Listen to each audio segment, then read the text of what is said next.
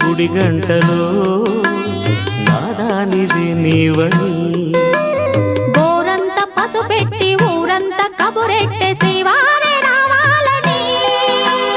కుంకుమతో కుశలమని పారాణే పదిలమని దీవించు దేవుళ్ళే మన ఇంటి వారని తెలియని రాగము పలికింది తీయని భావనలో మనసే జ్యోతిగా వెలిగింది మమతల కోవెలలో ఈ మమతల కోవెలలో